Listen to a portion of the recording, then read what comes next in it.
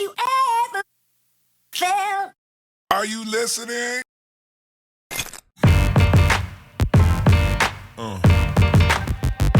Breakthrough Media.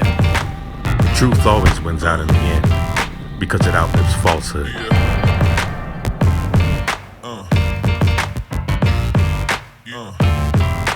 I want to take this opportunity to thank our friends, specifically Democrats Nancy Pelosi, Adam Schiff, Jerry Nadler, and the whole unhinged lot of them for guaranteeing the re-election of President Donald John Trump in 2020. Their nonstop hate, hypocrisy, and hysteria has so exhausted us that we honestly can't wait to re-elect him again.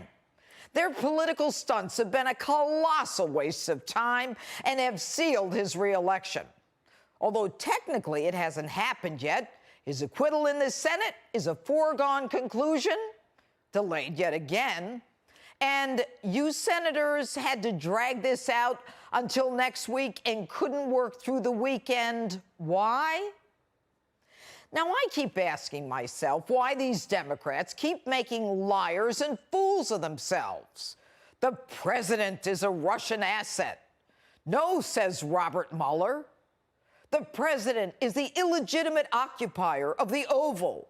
No, says the Electoral College. The president is as described in the dossier.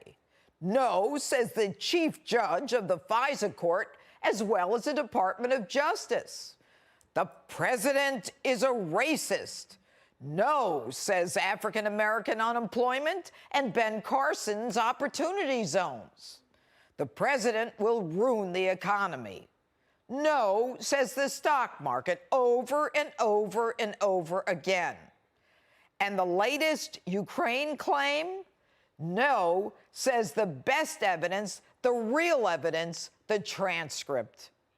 And Adam Schiff says the president's misconduct cannot be decided at the ballot box because, quote, we cannot be assured the vote will be fairly won. Adam, are you stupid? Or do you think we are? Aren't you guys embarrassed yet?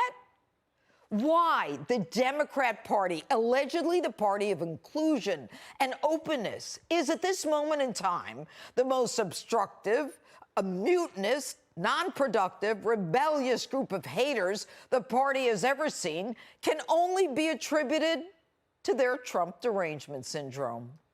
Impeach 45! Impeach 45! Impeach 45! Impeach 45! I will always refer to him as the occupant, as he is only occupying space. We're gonna go in there, we're gonna impeach them. They're like a bunch of thugs ganging up to destroy and remove the president. Hate is their crusade, overthrow is their mantra. And they use impeachment to overturn the will and the election of the American people.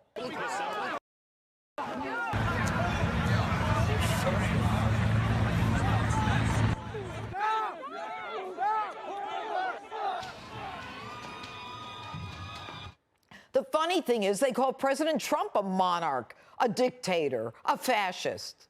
But they do exactly what they accuse the president of doing every day.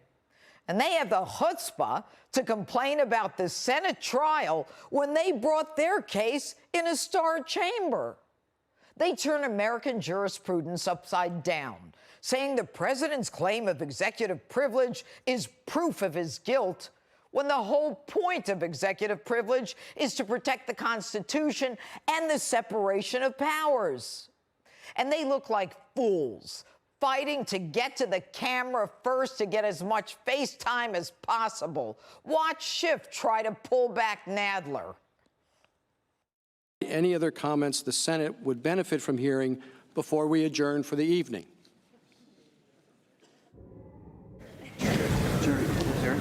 Jerry. Mr. Chief Justice, members of the Senate.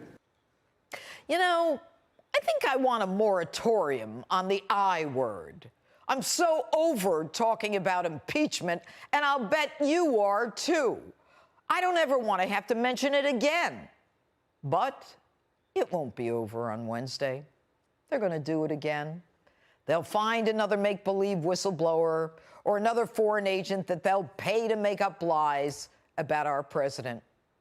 So I say to myself, what are these fools doing in Congress? They could care less about us, about immigration or heroin coming through the southern borders, or the fact that they held back the USMCA for months because they didn't want to give President Trump a win. They can't even give the president credit for taking out two of the world's worst terrorists in a matter of weeks with no collateral damage. Military is rebuilt. The economy is soaring. Unemployment at an all-time low. So I guess I'll just end it where I started. I want to thank our friends, the Democrats, for taking off their masks and exposing their hate, their condescension, and their disgust for the rest of us. I also want to thank the Democrats for uniting the Republican Party, except for Mitt. We didn't want Mitt anyway.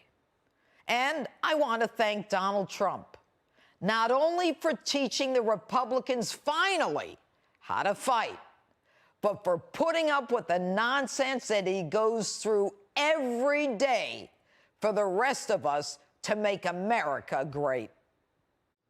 You know, some are so blinded by their hatred of Donald Trump that they forget decades of training in their own field. Boom. Yeah.